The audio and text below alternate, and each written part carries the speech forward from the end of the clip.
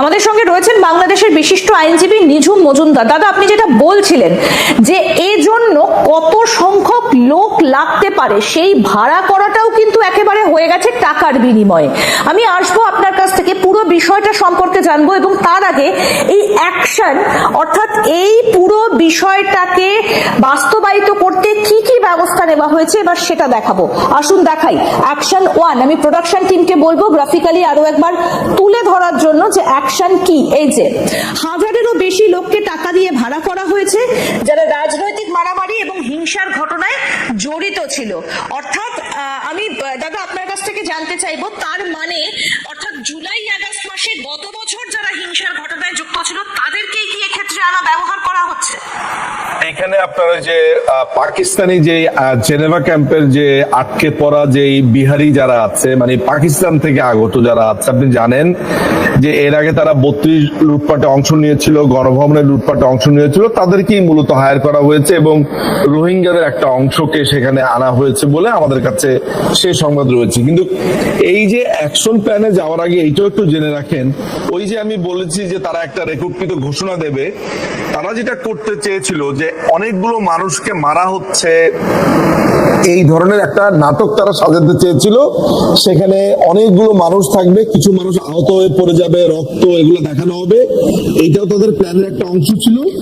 এর পরবর্তীতে তাদের লাস্ট যে প্ল্যানটা ছিল সেটা হচ্ছে যে এই যে টোকাই পার্টি এনসিপি, এই টোকাই পার্টির সাথে সমমনা যে দলগুলো আছে তারা মিলে তখন একত্রিত হয়ে বলা শুরু করবে যে না, এরকম মানুষকে মেরেছে, এরকম হত্যা করেছে, এতগুলো হত্যাকাণ্ডের শিকার হয়েছে, পদত্যাগ চাই, ঠিক যেরকম গত বছর করেছে একদম। এবং এবারও কিন্তু অ্যাকশনে ঠিক সেগুলোই বলা হয়েছে। আমরা একটু গ্রাফিক্যালি দাদা দেখিনি, তাহলে আলোচনা করতে সুবিধা হবে।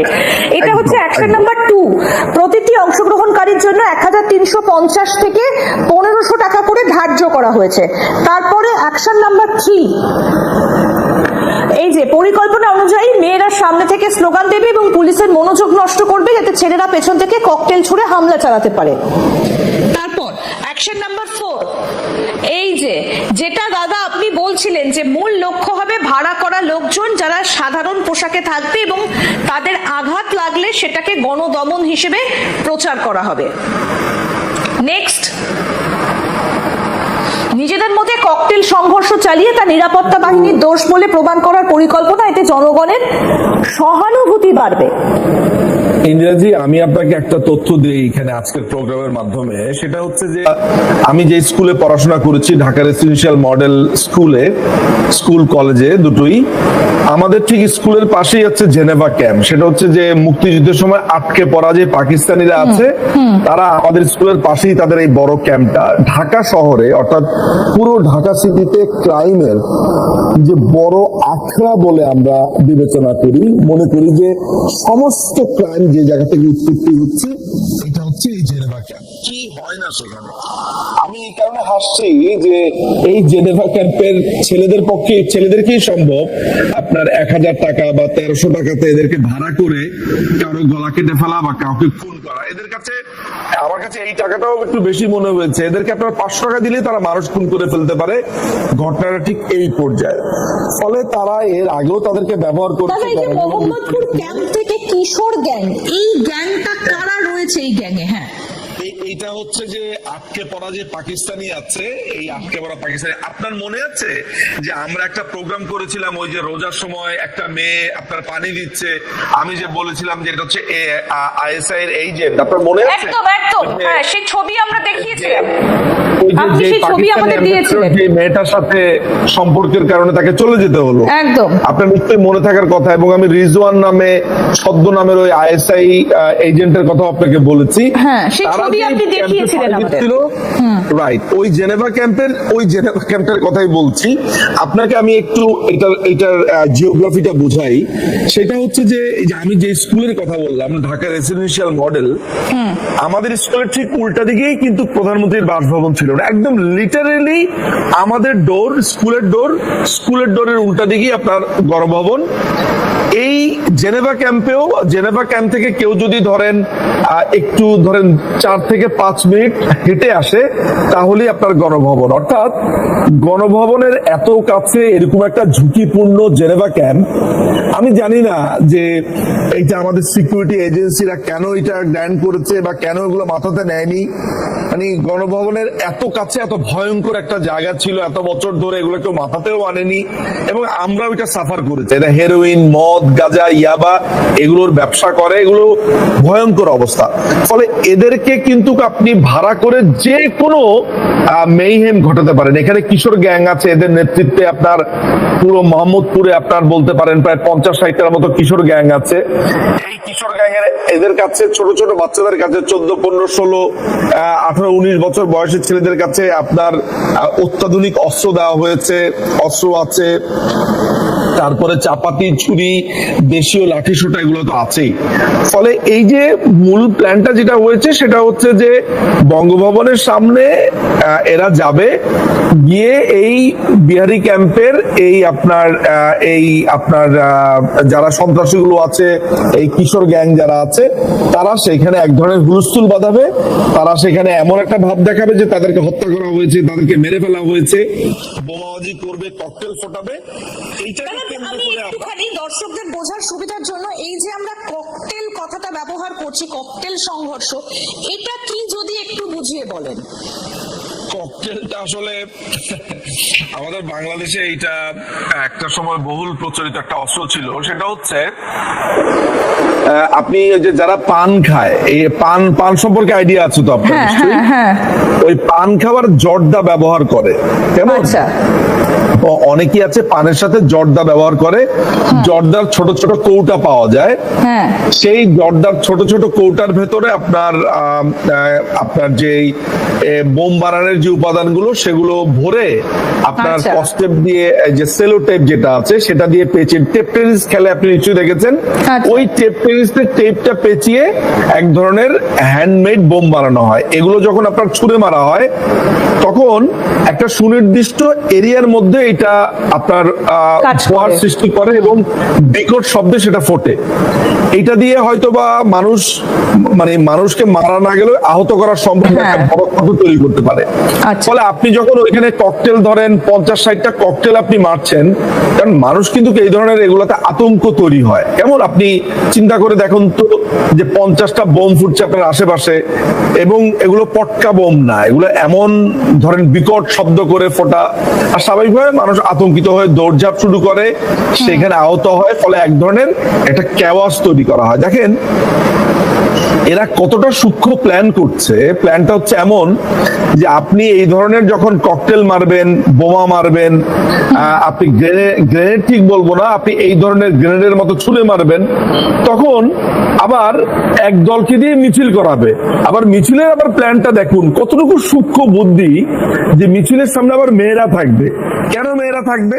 কারণ মেয়েদের গায়ে একটু টাচ করা বা মেয়েদেরকে আঘাত করাটা স্বাভাবিকভাবে এই ধরনের রক্ষণশীল দেশগুলোতে, একটু সারা পৃথিবীতেই মেয়েদেরকে যখন একটা মিছিল জমাতে হয় তখন ছেলেদের থেকে কিন্তু মেয়েদের ক্ষেত্রে একটু সেনসিটিভ সেন্সের কাজ করে, এবং সেটাও রয়েছে তাদের অ্যাকশন প্ল্যানের মধ্যে, সেটাও রয়েছে যে মেয়েদেরকে সামনে রাখা হবে যাতে মনোসংযোগ নষ্ট হবে। আমি সেটাই বলছি আপনাকে, যে তাদের প্ল্যানের অবস্থা দেখুন, যে তারা ওখানে বোম মারবে, ওইখানে আপনার রেডিওতে ভাষণ দেবে বা টিভিতে ভাষণ দেবে যে রাষ্ট্রপতি আর নেই, পরবর্তী সময় তারা বলবে সেখানে প্রচুর মানুষ মারা গেছে।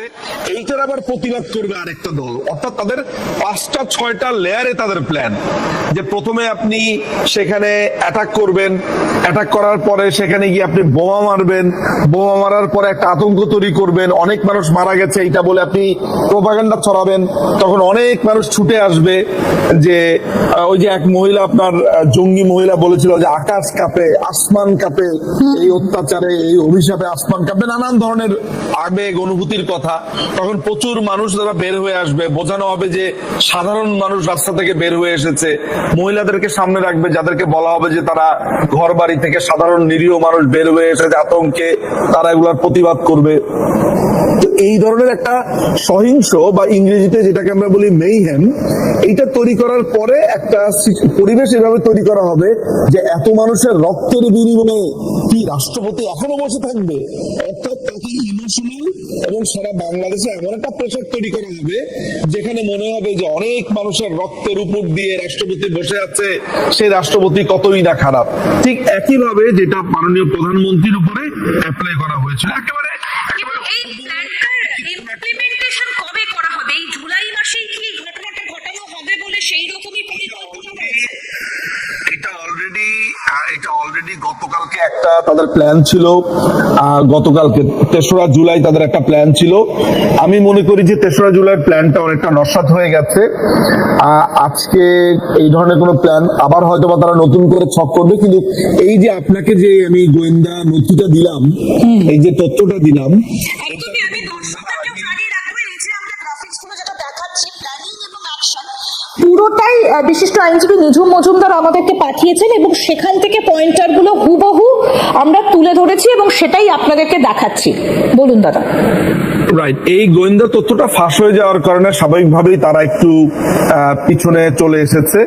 তবে আমার কাছে মনে হয় যে তারা পেছনে এসেছে আরো কয়েকটা বেশি দূরে জাম দেওয়ার জন্যই। এটা থেমে থাকবে না, কারণ এই পিনাকি ইসলামকে আপনার এই মুহূর্তে দায়িত্বই দেওয়া হয়েছে বাংলাদেশে একটা অস্থিতিশীল পরিবেশ তৈরি করার জন্য, বাংলাদেশে একটা সহিংস এবং বাংলাদেশে উন্মাদনা পরিবেশ তৈরি করার জন্য, এবং এই সিচুয়েশন তৈরির মাধ্যমে একটা গোলযোগের মাধ্যমে তাদের যে পথের কাটা আমাদের রাষ্ট্রপতি শাহাবুদ্দিন সাহেব, তাকে সেখান থেকে আপনার সরাবারি একটা মূল পায় তারা, অন্য কিছু নয়। তবে আমি মনে করি না যে এই গোয়েন্দা তথ্য ফাঁস হয়ে যাওয়ার পরে এই এখনকার যে চুপ করে থাকা, এখনকার যে স্তীমিত হয়ে যাওয়া, এটি স্থায়ী। আমি মনে করি এটি সাময়িক এবং এই চেষ্টাটা আবার হবে বলে আমি মনে করছি। কিন্তু দাদা, এই যে এত প্ল্যানিং, এত সবকিছু, সেনা কোথায়? বাংলাদেশের সেনার কোনো ভূমিকা কি নজরে আসছে? কোথায় ওয়াকারুজ্জামান? আপনি আমাকে এই কথা বলে লজ্জা দিলেন কিনা জানি না, অবশ্য আমার লজ্জা আছে। আপনিও মনে হয় মাঝে মধ্যে একটু শিরে ওঠেন, কিন্তু সেনা প্রধানের কোনো লজ্জা আছে বলে আমি অন্তত পক্ষে এই মুহূর্তে মনে করতে পারছি না। আবার বেশি কিছু তো বলাও যায় না। আমার ধারণা যে মানে উনি তো খুবই আল্লাহ খোদাতে বিশ্বাসী, এই ওয়াকারুজ্জামান। আমার মনে হয় যে আল্লাহ মনে হয় নিজ হাতে মানুষকে যে অনুভূতি গুলো দেয় আর কি, যেটা মুসলমানরা বিশ্বাস করে, তাকে কোনো একটা স্পেশালি এই লজ্জার অনুভূতিটুকু তাকে জন্ম থেকেই দেয়নি। আমার ধারণা, যেমন ধরেন সেনাবাহিনীর লোকজনদেরকে মারছে, কান ধরে উঠবস করাচ্ছে, তাদেরকে পেটাচ্ছে, গালি দিচ্ছে, কিন্তু আমাদের সেনা প্রধানের লজ্জা হচ্ছে না। আমাদের সেনাবাহিনীর ক্যান্টনমেন্ট উড়িয়ে দেবে, সেনা প্রধানের লজ্জা হচ্ছে না। আমাদের এপিসি উড়িয়ে দেবে, ট্যাঙ্ক উড়িয়ে দেবে, সেনাবাহিনীর লোকজনদেরকে লাথি দিয়েছে, কিন্তু সেনা প্রধানের লজ্জা হচ্ছে না। আমার মনে হয় যে মানে আপনি মানে বিধাতা, সৃষ্টিকর্তা তাকে একেবারে স্পেশালি তার লজ্জার যে অনুভূতির যে জায়গাটা আছে তার শরীরের, ওই জায়গাটা তাকে কোনো না কোনো ভাবে উদ্যোগ করেছে। এটা কি তার জন্য শাস্তি নাকি পুরস্কার, তাও আমি বুঝতে পারছি না। তা না হলে আমি নিজে একজন সেনা কর্মকর্তা না, কিন্তু কোথাও একটা নিজের পদ বাঁচানোর জন্য তিনি বেশি ইন্টারেস্টেড এই মুহূর্তে দেশের থেকে। না ইন্দিরাজি, এখানে পদ বাঁচানোর ব্যাপারটা তো, এখানে তো তার পদ যাচ্ছে। আপনাকে বুঝতে হবে যে তাকে কিন্তু নিয়োগ ইউনূস দেয়নি, তাকে নিয়োগ দিয়েছে রাষ্ট্রপতি। বাংলাদেশে কয়েকটা পদে নিয়োগ কিন্তু রাষ্ট্রপতি দেয়, যেমন প্রধান বিচারপতি, আপনার প্রধানমন্ত্রীর পরামর্শক্রমে কিন্তু রাষ্ট্রপতি আপনার নিয়োগ দেয়, সেনা প্রধানকেও কিন্তু রাষ্ট্রপতি নিয়োগ দেয় আমাদের সংবিধান অনুযায়ী। তো এই রাষ্ট্রপতি যদি না থাকে এবং নতুন রাষ্ট্রপতি যদি আনা হয় অবৈধভাবে, তাহলে কিন্তু ওয়াকারুজ্জামানের আয়ু সেখানে ফুরিয়ে আসে। আমি জানি না যে ওয়াকারুজ্জামান কিসের জন্য অপেক্ষা করছেন, কার জন্য অপেক্ষা করছেন, নাকি তাকে আমাদের থেকে কিছু লজ্জা ধার করে পাঠাবো। এটা যদি ইমেলের মাধ্যমে পাঠানো যেত তাহলে ইমেলের মাধ্যমে পাঠাতাম, এটা যদি খামের মাধ্যমে পাঠানো যেত পাঠাতাম। এই গোয়েন্দা রিপোর্টগুলো যখন আপনি পেয়েছেন, আমাদেরকে সেটা দিয়েছেন, আমরা সেটা দেখাচ্ছি, তাহলে ওনার কাছে তো আরো আগে যাবার কথা। তার কাছে ডিজিএফআই রিপোর্ট আছে, এনএসআই রিপোর্ট আছে। দেখুন, তার কাছে সমস্ত তথ্য কিছুই আছে। মূলত হচ্ছে যে একটা মানুষের যদি ধরেন লাজ, লজ্জা, শরম, তারপরে হচ্ছে যেগুলোকে আমরা বলি আর কি, ধরেন অপমান। যেমন আমি আপনাকে একটা ছোট্ট কৌতুক বলি, এক লোককে ভরা রাস্তাতে পেটানো হয়েছে, এমন পেটানো হয়েছে যে তার জামা কাপড় একেবারে খোল মতো অবস্থা, তার মাথাতে কেটে গোল ঢেলে দেওয়া হয়েছে। বাসায় গিয়ে সেই লোক বলছে যে, তার স্ত্রীকে বলছে যে, বউ আজকে আমাকে অনেকগুলো লোক আক্রমণ করেছিল, এত পেটালো, এত কিছু করলো, আমার মাথা কেটে গোল ঢেলে দিল, কিন্তু বউ আমার প্যান্ট শার্ট খুলতে পারলো না। তো ওয়াকারুজ্জামানের অবস্থা হয়েছে তাই যে উনার আর্মিকে প্রতিদিন অপমান করা হচ্ছে, পেটানো হচ্ছে, কানে ধরে উঠবোস করানো হচ্ছে, রাস্তাতে যা তা কথা বলা হচ্ছে, গালি দেওয়া হচ্ছে, কিন্তু বাসায় গিয়ে বলছে যে, বউ আমাকে কেউ কিছু করতে পারে নাই, কারণ আমার সেনা ভবনে তো কেউ অ্যাটাক করতে পারে নাই। তো আলটিমেটলি তার কাছে লজ্জার অনুভূতিটা যদি এমন হয়, তাহলে আমি আর আপনি এত দূর থেকে কষ্ট পাচ্ছেন, আমি এত দূর থেকে কষ্ট পাচ্ছি, কিন্তু ওই ভদ্রলোকের কোনো কষ্ট, অনুভব, লজ্জা কিচ্ছুই হচ্ছে না। তো আপনি এখন আসলে কি বলবেন, তাকে কি বলা উচিত? পৃথিবীর অন্য কোন সেনা প্রধান হলে হয় গলায় ফাঁস দিয়ে আত্মহত্যা করতো, তা না হলে সে কিছু একটা করতো, করে দেখাতো। উনার আমার ধারণা যে পুরুষের যেই পৌরুষত্বের যেই ব্যাপারগুলো নিয়ে আমরা বলি পৌরুষত্ব, এগুলোর চেকের দরকার রয়েছে আসলে। আমি জানি না যে এগুলো উনার মধ্যে আছে কিনা, আদৌ তিনি আসলে পুরুষ কিনা সেটা নিয়েও আমার যথেষ্ট। কিন্তু তাহলে দাদা এই মুহূর্তে গণভবনের ভেতরে তো রয়েছেন রাষ্ট্রপতি শাহাবুদ্দিন চুপ্পু, বাইরে কি তাহলে এই মুহূর্তে সেই যে আমরা মব দেখেছিলাম গত জুলাই আগস্ট মাসে, সেই বিক্ষুব্ধ জনতা ভাড়া করে আনা হচ্ছে বলে জানতে পারছি, তাদের হাতে এখন বাইরের চত্বর পুরো? ইন্ডিয়াজি, আমি আপনাকে এই প্রশ্ন উত্তর দেওয়ার আগে আরেকটা কথা বলি। আপনি জানেন যে তার অত্যন্ত ক্লোজ বন্ধু ওয়াকারুজ্জামানের, আমাদের লেফটেন্যান্ট জেনারেল, আমাদের অত্যন্ত প্রিয়, আমাদের অনেকেরই, তিনি অসম্ভব একটা ম্যারিটোরিয়াস এক অফিসার, আমাদের আকবর হোসেন ভাই, তার খুবই একই ব্যাচমেট, কোন ব্যাচমেটকে সে রক্ষা করতে পারছে না। প্রত্যেকটা ব্যাচমেটের উপরে মামলা, হামলা, তাদের বাড়িঘর তল্লাশি, তাদের ওয়াইফ, বাচ্চাদেরকে, এবং তার যারা এক ব্যাচ জুনিয়র বা এক ব্যাচ সিনিয়র, তাদের উপরে যে অ্যাটাক গুলো হচ্ছে, আমরা নরমালি সেনাবাহিনীতে একটা কথা প্রচলিত আছে যে এক ব্যাচমেট আরেক ব্যাচমেটের জন্য মরতে পারে, মানে হাসতে হাসতে মারা যেতে পারে ব্যাচমেটের জন্য। আপনিও শুনে থাকবেন, আপনার যদি পরিচিত সেনাবাহিনীর কেউ থাকে, দেখবেন যে যিনি যেই ব্যাচের সাথে ট্রেনিং নিয়েছেন, তার ব্যাচমেটের জন্য তার মৃত্যু তিনি নিতে পারেন, ওই লাশ বহন করার মানসিকতা তার আছে। অথচ আমাদের সেনা প্রধান তার বন্ধু বান্ধব, আত্মীয় স্বজন প্রত্যেকের দুদক যখন তখন ঝুঁকছে, ঘুরছে, মারার হুমকি দিচ্ছে, ফলস মামলা হচ্ছে, মিথ্যে মামলা হচ্ছে। আকবর হোসেন সাহেব, যে লেফটেন্যান্ট জেনারেল যিনি ছিলেন, আকবর হোসেন সাহেব, যিনি ডিজিএফআই চিফ ছিলেন 4 বছর, সেই ভদ্রলোক এই রিটায়ারের পরে তিনি রিটায়ার্ড জীবন যাপন করছিলেন, তার বিরুদ্ধে খুনের মামলা দিয়েছে, 50টা 60টার মতো দিয়েছে। সেই ভদ্রলোককেও তিনি বাঁচাতে পারলেন না, তার যারা আরো বন্ধু বান্ধব আছে। সুতরাং ওয়াকারুজ্জামান নিজে বুঝতে পারছেন না যে তিনি তার বন্ধু, আমার ধারণা তার ওয়াইফের উপরও যদি অ্যাটাক হয়, তার বাচ্চার উপরও যদি অ্যাটাক হয়, আমি শুনেছি তার একটা মেয়ে কানাডাতে থাকে, তার ওয়াইফ তো আছেই বাংলাদেশে, তাদের উপরও যদি অ্যাটাক হয়, আমার ধারণা সে বাঁচাতে পারবে না। তার গলার স্বর বেশ মোটা, উদ্দীপক টাইপের, কিন্তু তার কাজকর্ম হচ্ছে একেবারে সত্যি কথা। এই জন্য লোকজন তাকে লিপস্টিক দিয়ে, তাকে নানান ধরনের সং সাজিয়ে, আমি হিজড়া সমাজের উপরে কোনো বলছি না, কিন্তু তাকে হিসেবে আসলে মানুষজন এখন সোশ্যাল মিডিয়াতে বলছে। আমি তো পারছি যে আপনার অনেকটা রাগ আপনার জমা হয়ে রয়েছে, তাই মানুষজন তো তাকে তার মুখে লিপস্টিক লাগিয়ে, তার কানে দুল লাগিয়ে মানুষ দিচ্ছে, তিনি সেটা বসে বসে আলহামদুলিল্লাহ করছেন। হ্যাঁ, যে কিছু দেখেনি তিনি বলেন আলহামদুলিল্লাহ, মানে তাকে যদি পেটানো হয় আলহামদুলিল্লাহ, তার প্যান্ট খুলে দিলেও তিনি মনে হয় বলবেন আলহামদুলিল্লাহ, মানে তাকে যা করা হবে তাতেই তিনি আলহামদুলিল্লাহ। তো এই আলহামদুলিল্লাহ করতে করতে তার সেনা সদরে কখন অ্যাটাক করবে, মানে ইউ নেভার নো। সুতরাং এই যে শাহাবুদ্দিনকে রক্ষা করা, তিনি কিন্তু সবার আগে কথা দিয়েছিলেন বাংলাদেশ কাছে যে বাংলাদেশকে তিনি রক্ষা করবেন, এই করবেন সেই করবেন, তিনি তার কথা রাখতে পারেন নাই। নাম্বার ওয়ান, এই যে তিনি দুদিন পর পরই হুমকি দেন, হ্যাঁ মব আর চলবে না, এই হবে না সেই হবে না, তিনি যখন বলছেন মব চলবে না তখন আপনার মব অ্যাটাক হচ্ছে, মানুষের উপর অ্যাটাক হচ্ছে, মানুষকে খুন করছে। এই যে কিছুদিন আগে একজন হিন্দু নারী এই যে কুমিল্লার মুরাদনগরে, আমি আপনাকে ভিডিও পাঠিয়েছিলাম, আমি জানেন আমি আপনাকে সেই ভিডিওটা পাঠাতে চাইনি, এত বিভৎস, কিন্তু বাধ্য হয়ে পাঠিয়েছি। আপনারা সাংবাদিক, আপনাদের সব জানা থাকা দরকার। দেখুন যে কি পরিস্থিতি সৃষ্টি হচ্ছে সেখানে। ঠিক ইংরেজি কি ব্যবস্থা নেওয়া হচ্ছিল সেখানে? কোনো ব্যবস্থা নেওয়া হয়নি। আপনি সেনাবাহিনীর এক অফিসার আজকে বলছে কোনো মব মানে বরদাস্ত করা হবে না। তো যিনি এই কথা বলছেন তিনিও জানেন না যে এই প্রোগ্রাম থেকে বের হওয়ার পরে তাকে মব অ্যাটাক করবে কিনা।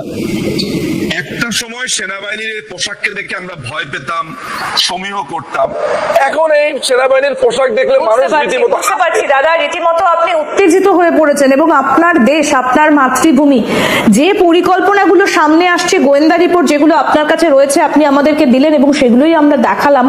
অনেক ধন্যবাদ দাদা আপনাকে। কিন্তু সত্যি যখন নিজের মাতৃভূমির ওপর এইভাবে আঘাতটা আসে তখন বোধহয় মেজাজটাকে আর ঠিক রাখা যাচ্ছে না, যেটা আজকে আপনার মধ্যে আমরা দেখতে পেলাম দাদা। এই যে আপনার প্রোগ্রামে এসে আমি বলেছিলাম যে এই বাংলাদেশকে আমি ঘৃণা করি, এই বাংলাদেশ আমার দেশ না, বলেছিলাম, ঠিক সেটা তো নানান ভাবে ভাইরাল হয়েছে। আচ্ছা ইন্দ্রজি, আমি আপনার কাছে একটা প্রশ্ন শেষ করে আজকের প্রোগ্রামটা শেষ হোক।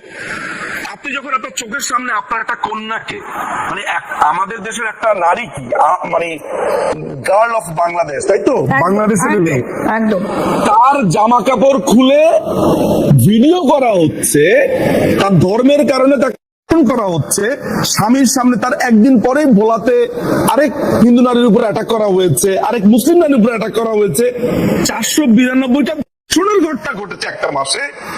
এই দেশকে কি আর আপনার নিজের দেশ মনে হয় বা মনে হতে পারে? তখন আর কোন রকমের কথা নাই। এই নিজু মজুমদার বলেছে বাংলাদেশকে ঘৃণা করে, ইন্ডিয়ান চ্যানেলে গিয়ে বলেছে। এই যে দেখুন, রাস্তার মধ্যে লুঙ্গি করতে তাদের কোনো লজ্জা নাই। বাংলাদেশ হচ্ছে কাউকে দিলেই তাদের সমস্ত লজ্জা। ঠিক একইভাবে 492টা কোনো সমস্যা নাই। নিজু মজুমদার কলকাতার চ্যানেলে এসে বা ভারতের চ্যানেলে এসে কি বললো সেটা নিয়ে লজ্জা আর লজ্জা। এই হচ্ছে বাঙালি চরিত্র।